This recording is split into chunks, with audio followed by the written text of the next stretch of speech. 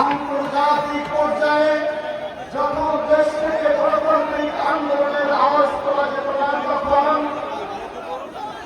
সমগ্র পৃথিবীতে যে মানুষটা জাতীয়তাবাদের পতাকা হাতে নিয়ে বাংলাদেশের গণতান্ত্রিক মানুষের পক্ষে নিরলসভাবে এক প্রান্ত থেকে আরেক প্রান্তে ছুটে বেরিয়েছেন, সেই মানুষটি সৌভাগ্যক্রমে আজকের এই ঐতিহাসিক জনসভার প্রধান অতিথি জনাব হুমায়ুন কবির সাহেব উপস্থিত আছেন। আরেকজন অত্যন্ত পরিশ্রমী নেতা জনাব তারেক রহমান সাহেবের অত্যন্ত বিশ্বস্ত কেন্দ্রীয় বিএনপির তথ্য গবেষণা বিষয়ক সম্পাদক সহ সম্পাদক জনাব এইচ.এম. সাইফ আলী খান সাহেব উপস্থিত আছেন। কেন্দ্রীয় ও শ্যামনগর উপজেলা বিএনপির সিনিয়র নেতৃবৃন্দ উপস্থিত আছেন। আমার শ্রদ্ধাভাজন আমার রাজনৈতিক অভিভাবক সাতক্ষীরা জেলা বিএনপির সংগ্রামী আহ্বায়ক জনাব রহমতুল্লাহ পলাশ উপস্থিত আছেন। সাতক্ষীরা জেলা জজকোর্টের বিজ্ঞ পিপি আমার শ্রদ্ধাভাজন বড় ভাই অ্যাডভোকেট আব্দুল সাত্তার সহ অঙ্গ সংগঠনের নেতৃবৃন্দ, গণতান্ত্রিক জনতা, আসসালামু আলাইকুম ওয়া রাহমাতুল্লাহি ওয়া বারাকাতুহু। আমি প্রথমেই আপনাদের কাছে ক্ষমা প্রার্থনা করছি যে গত মাসগুলোতে 5 আগস্টের পর থেকে আমি চেষ্টা করেছি শ্যামনগরের 108টা ওয়ার্ডে প্রত্যেকটি ওয়ার্ডে অন্তত 1টি 2টি 3টি করে উত্থান বৈঠক করার। আমি আমার সময়ের মধ্যে যতটুকু সংকলন করতে পেরেছি আপনাদের দুয়ারে দুয়ারে গিয়েছি, আপনাদের সাথে কথা বলেছি, আপনাদের সাথে সাক্ষাৎ হয়েছে। এরপরেও শ্যামনগর একটি বৃহৎ এলাকা। আমি মাননীয় প্রধান অতিথির জ্ঞাতার্থে জানাতে চাই 1968 বর্গ কিলোমিটার এলাকা জুড়ে এই শ্যামনগর উপকূলবর্তী এলাকা। এই এলাকা চাইলেই একদিনে প্রত্যেকটি ইউনিয়ন ঘুরে আসা যায় না। তো আমার যতটুকু সুযোগ হয়েছে আপনাদের কাছে গিয়েছি, অনেক দুয়ারে আমি যেতে পারিনি, ব্যবসায়ী কেন্দ্রের দুয়ারে আমি যেতে পারিনি, আমি দোয়া চাইতে পারিনি। আমি সেজন্য আপনারা যারা উপস্থিত হয়েছেন আপনাদের মাধ্যমে যাদের কাছে যেতে পারিনি সকলের কাছে ক্ষমা প্রার্থনা করছি। আমি যে ক্ষমা প্রার্থনা করেছি এটি আপনারা তাদের কাছে পৌঁছে দেবেন। আমি ধন্যবাদ এবং কৃতজ্ঞতা জানাচ্ছি অবনত মস্তকে যে আপনারা আপনাদের শত ব্যস্ততম কর্মদিনের মধ্য থেকে প্রায় পুরো দিনটি বের করে আজকে এই জনসভায় উপস্থিত হয়েছে। বিগত মাসগুলোকে আপনাদের দুয়ারে দুয়ারে যে আপনাদের মনে রাখতি হৃদয়ে রাখতি যেগুলো আমি শুনেছি আমি সেগুলো ছোট্ট করে লিপিবদ্ধ করেছি এবং বিভিন্ন সময়ে আপনাদের সামনে যেমন প্রতিশ্রুতি দিয়েছি আজকে আপনাদের পক্ষ হয়ে আপনাদের একজন হয়ে আপনাদের সন্তান হয়ে আমি সেই মানুষটার কাছে তুলে ধরছি। আমি ব্যক্তিগতভাবে মনে করি যে মানুষটা জনাব তারেক রহমানের প্রতিচ্ছবি আমার কাছে।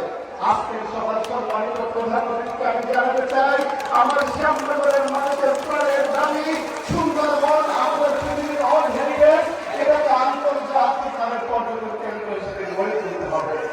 উপকূলীয় এলাকার নদীমানগুলোতে আমাদের টেকসই ভেড়িবাদের প্রয়োজন, সুপেয় পানির ব্যবস্থা প্রয়োজন, দ্বীপ ইউনিয়ন পদ্মপুকুর গাভুরের সাথে আমাদের সংযোগ সেতু প্রয়োজন। দ্বীপ ইউনিয়ন পদ্মপুকুর গাভুরায় স্বাধীনতার 54 বছর অতিক্রম হলেও 97,000 মানুষের স্বাস্থ্য সেবা নেওয়ার জন্য কোন হাসপাতালে ওখানে আমাদের একটা হাসপাতাল প্রয়োজন। উপকূলবর্তী এলাকায় কৈখালী, বুড়িগলি, রমজাননগর, মুন্সিগঞ্জে এই রিমোট এলাকাতেও আমাদের আরেকটি হাসপাতাল প্রয়োজন। সুন্দরবন সংলগ্ন মুন্সিগঞ্জে যদি এখানকার মানুষকে আমরা অর্থনৈতিকভাবে স্বাবলম্বী করে গড়ে তুলতে চাই আমাদের একটি ডিপ সি পোর্ট স্থাপন করা প্রয়োজন, যার সকল ইনফ্রাস্ট্রাকচার স্বয়ং আল্লাহ তাআলা আমাদেরকে দান করেছেন, শুধু সরকারের সদিচ্ছার প্রয়োজন। এখানে আমাদের আছে সুন্দরবন, এই সুন্দরবনকে চাইলেই আমরা রিজার্ভ ম্যানগ্রোভ ফরেস্ট স্থাপনের মাধ্যমে বিশ্বের কাছে তুলে ধরতে পারি।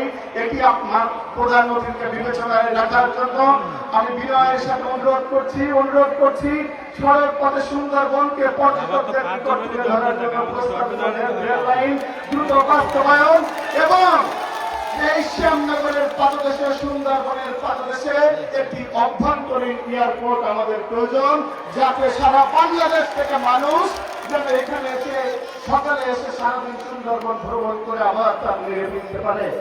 আমার পিছনে যে প্রতিষ্ঠানটি আছে এই প্রতিষ্ঠানটিতেই আমি ইন্টারমিডিয়েট পাস করেছি। শ্যামনগর সরকারি মসিন ডিগ্রি কলেজকে বিশ্ববিদ্যালয় কলেজে রূপান্তরের দাবি জানাচ্ছি। এই শ্যামনগরে 4.5 লক্ষ মানুষের বসবাস, অত্যন্ত অবহেলিত, দীর্ঘ 54 বছর পার হয়েছে। আমরা একটা কারিগরি বিশ্ববিদ্যালয় চাই শ্যামনগরে।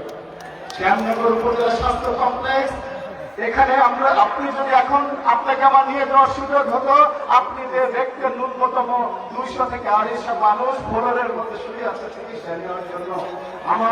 আমার আবেদন থাকবে 12ই ফেব্রুয়ারি তারেক রহমানের সরকার প্রতিষ্ঠিত হলে আমার এই হাসপাতালটিকে 250 হাসপাতালে উন্নীত করে মানুষের সেবার ব্যবস্থা করে দিবেন।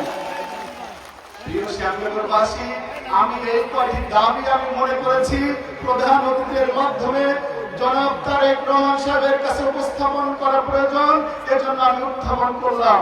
আজকে আপনারা দীর্ঘদিন ধরে আমার সাথে থেকেছেন, আন্দোলন সংগ্রামে আমার সঙ্গী হয়েছেন, আমাকে সর্বাত্মক সহযোগিতা করেছেন। আমি আপনাদের মাঝে ফিরে আসতে চাই, যেটি এখন আমি বলতে চাই যে জনাব তারেক রহমান দীর্ঘ 31 বছর পরে শ্যামনগরের ধানের শেষ প্রতীক পাঠিয়েছে। আমি এই শ্যামনগরের সন্তান, এখানেই আমার জন্ম, এখানেই বেড়ে ওঠা, আমার শৈশব কৈশোর, আমার কলেজ পর্যন্ত এখানেই লেখাপড়া করেছি। পরে উচ্চ শিক্ষাতে বিলেত গমন করেছি, সেখান থেকে পড়ালেখা শেষ করে আমি দেশে ফিরে এসেছি। এর মধ্যকার সময়ে যতটুকু সুযোগ আমার হয়েছে, আমি দেশের গণতান্ত্রিক আন্দোলনে দেশের বাইরে যেমন ভূমিকা রাখার চেষ্টা করেছি, দেশের মধ্যেও ভূমিকা রাখার চেষ্টা করেছি।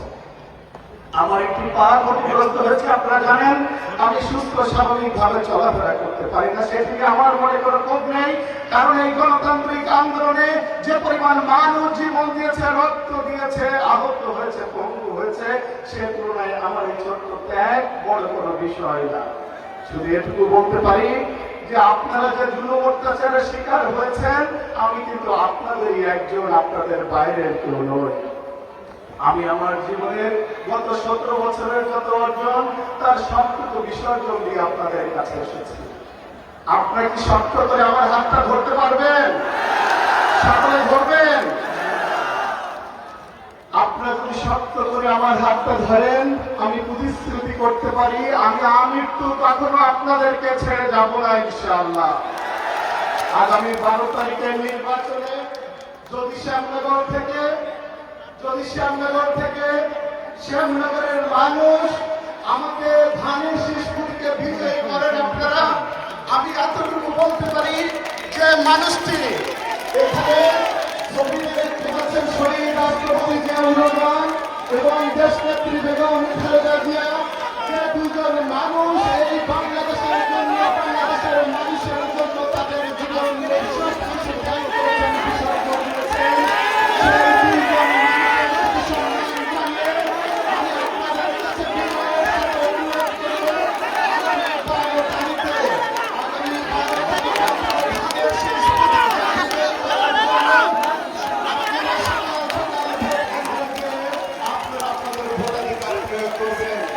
উপস্থিত শ্যামনগরবাসী একটু শান্ত হন, আমার কথা শুনুন, একটু শান্ত হন, আমার কথা শুনুন।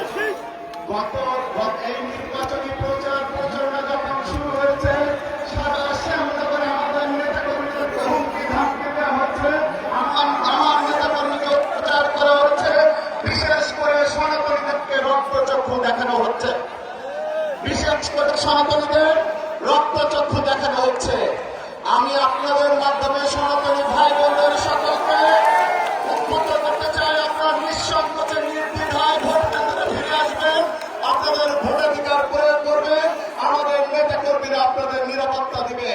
আর আগামী দিনে যদি আপনারা আমাকে নির্বাচিত করেন, এতটুকু জেনে রাখেন, আমি দল মত পথের ঊর্ধ্বে উঠে প্রত্যেকটা মানুষের অধিকার অক্ষুণ্ণ রাখবো, ন্যায় ভিত্তিক সমাজ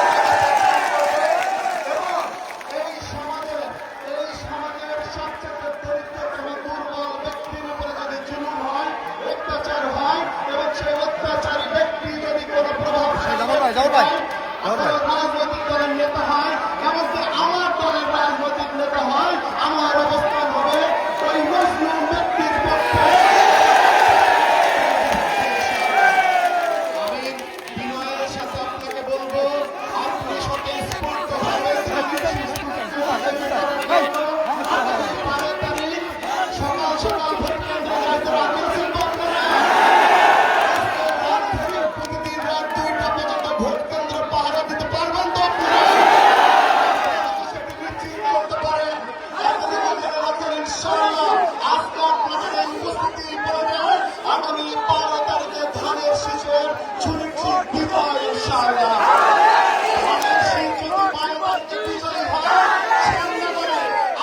যারা উপস্থিত হয়েছে সেই জায়গায় 4.5 লক্ষ মানুষ প্রত্যেকেই হবে ধানের শীষের এমপি ইনশাআল্লাহ, এবং আপনাদের অধিকারগুলো প্রতিষ্ঠা হবে ইনশাআল্লাহ।